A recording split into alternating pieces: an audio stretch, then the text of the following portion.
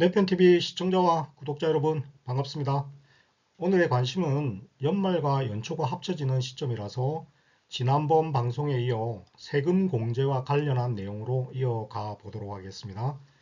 특히 이번에는 국세청 연말정산 시뮬레이션 서비스 도입과 관련하여 무려 128가지의 세금을 돌려받는 유리한 방법에 대해서도 함께 알아보도록 하겠습니다. 그 중에서도 맞벌이 부부의 연말정산을 유리하게 하는 방법을 중심으로 이야기하고 마지막 부분에서는 국가에서 시뮬레이션 해주는 2023년 연말정산 시뮬레이션 서비스가 언제부터 어디에서 알아볼 수 있는지에 대해서도 함께 하겠습니다. 먼저 부양가족 공제는 고소득자에게 몰아야 유리합니다. 연말정산은 한 해 동안 원천 징수된 소득세와 실제로 납부해야 할 세금의 차이를 조정하는 것입니다. 따라서 내야 할 세금보다 많이 냈으면 그 차익을 돌려받는 제도인 것이죠. 반대의 경우라면 세금을 더 내야 하는 경우인 것입니다. 13월에 월급이 될지 세금 폭탄을 맞을지는 기본적으로 공제 규모에 따라 달라지는 것입니다. 우선 연말정산에서 가장 많은 공제를 받을 수 있는 항목이 부양가족 공제입니다. 직계존속, 직계비속, 형제, 자매 등 부양가족 한 명에 150만원을 공제받을 수 있습니다. 부양가족 중 만 65세 이상의 경로우대 노인이나 장애인이 있다면 추가 공제도 받을 수 있는 것입니다. 부양가족 공제 혜택을 극대화하기 위해서는 소득이 많은 배우자에게 부양가족 등록을 몰아주는 것이 상당히 유리합니다.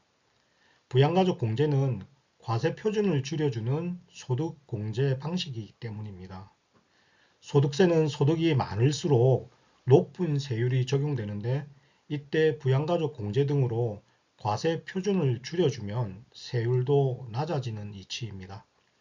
그리고 부양가족의 조건은 연소득 100만원 이하이거나 아니면 만약 근로소득이 있으면 연간 총 근로소득 급여가 500만원 이하의 소득을 갖춰야지만이 부양가족으로 등록할 수 있습니다. 두 번째로 의료비 공제에 대해서 알아보겠습니다. 의료비는 총급여 3%를 초과해야 공제가 가능합니다.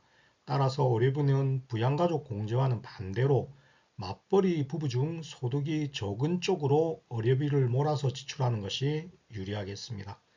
의료비는 지출한다고 해서 무조건 공제되는 것이 아니라 총급여의 3%를 초과하는 금액에 대해서 15% 범위에서 세액 공제를 받을 수 있는 것입니다. 소득이 적을수록 공제 기준을 맞출 가능성이 크기에 부부 중 소득이 적은 쪽에 몰아서 정산하는 것이 유리한 것입니다. 의료비 공제를 유리하게 하는 예시를 한번 들어보겠습니다. 보시는 표에서처럼 총급여가 7천만 원인 남편과 총급여가 4천만 원인 부인이 있다고 가정하겠습니다. 이 경우 남편은 의료비 200만 원을 지출했어도 의료비 공제를 받을 수 없습니다.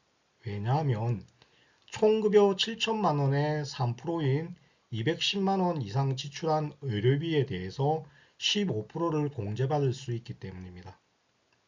그러나 반대로 부인은 총급여가 4천만 원으로 의료비 120만 원을 초과하여 지출한 금액에 대해서 15%를 공제받을 수 있습니다.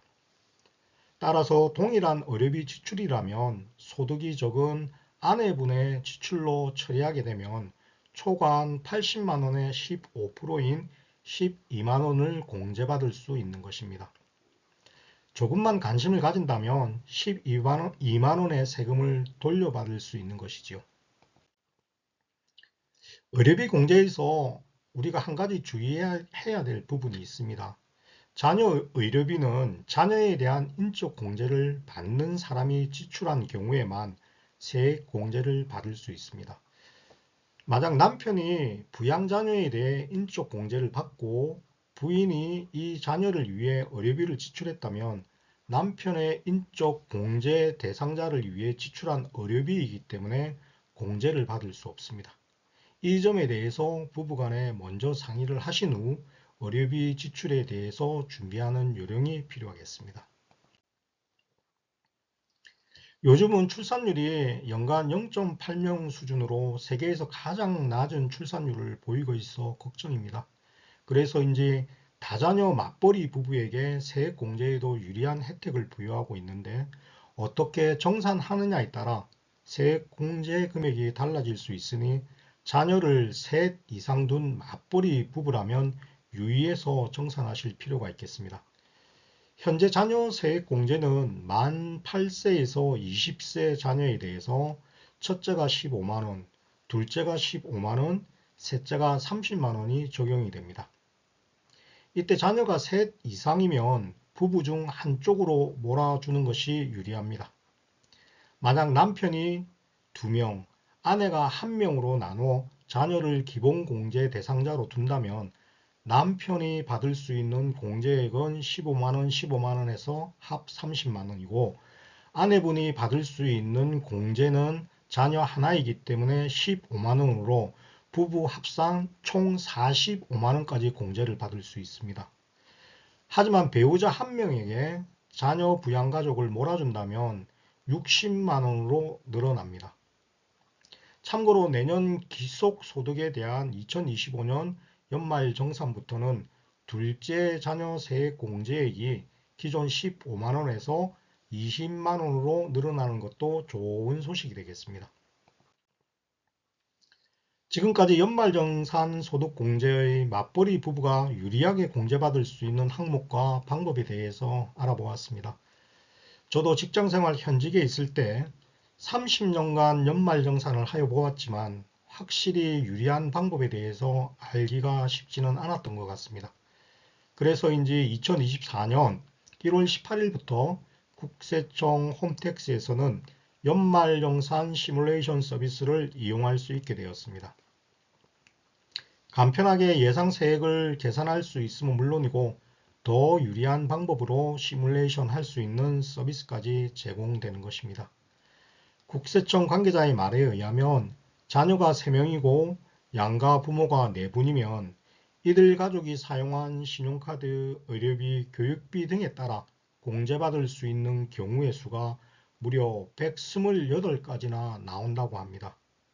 그리고 가지수가 많고 복잡한 만큼 국세청 홈택스의 연말정산 시뮬레이션 서비스를 이용하면 유용할 것이라고 전했습니다. 우리 내편TV 시청자와 구독자 여러분들에게도 유익한 연말정산 시뮬레이션 서비스가 되길 진심으로 바랍니다. 오늘의 내편TV 이야기는 이상으로 마무리하겠습니다. 동장군의 한파 기세가 매우 무섭습니다. 감기와 독감 조심하시기 바랍니다. 여러분 고맙습니다.